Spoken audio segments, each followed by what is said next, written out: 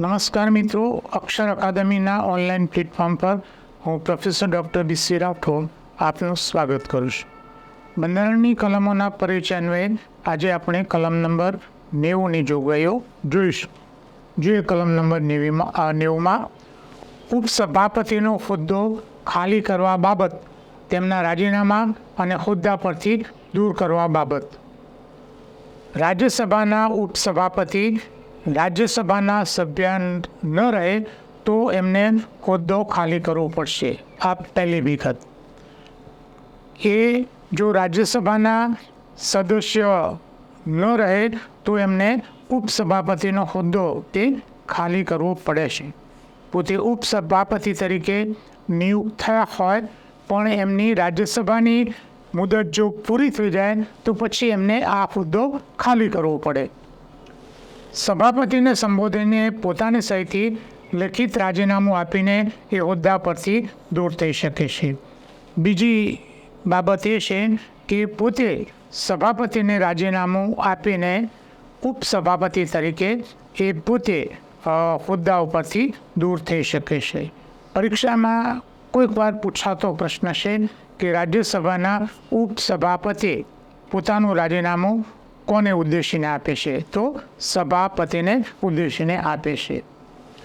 રાજ્યસભાના તે વખતના તમામ સદસ્યોની બહુમતીથી પસાર કરેલા ઠરાવથી તેમને હોદ્દા પરથી દૂર કરી શકાય છે.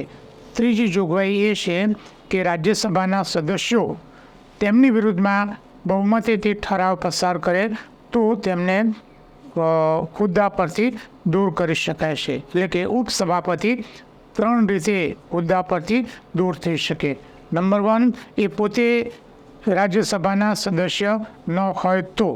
નંબર 2, પોતે સભાપતિને રાજીનામું આપીને. અને ત્રીજું, રાજ્યસભા તેમની વિરુદ્ધમાં બહુમતીથી ઠરાવ પસાર કરીને.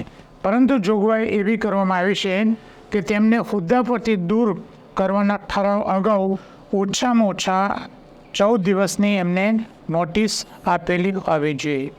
14 દિવસ પહેલાં જો એમને નોટિસ ના આપેલી હોય તો એને હોદ્દા પરથી દૂર કરવામાં આવતા નથી. અને મિત્રો, રાજકીય પક્ષો પોતાના પક્ષની સ્થિતિ મજબૂત કરવા માટે ઘણી વખતે આવી પરિસ્થિતિનું નિર્માણ થવા દેતા જ નથી. 14 દિવસનો ગાળો જ ના આપે.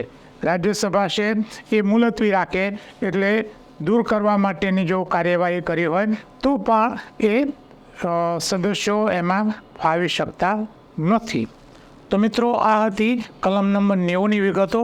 બંધારણ અંગેના અમારા 2 પુસ્તકો છે, ભારતનું બંધારણ અને રાજ્ય વ્યવસ્થા, જે વનલાઇનર સ્વરૂપે છે પોલીસ કોન્સ્ટેબલમાં, અને ઝડપથી તૈયારી કરવા માટે આ ખૂબ સારું એવું પુસ્તક છે.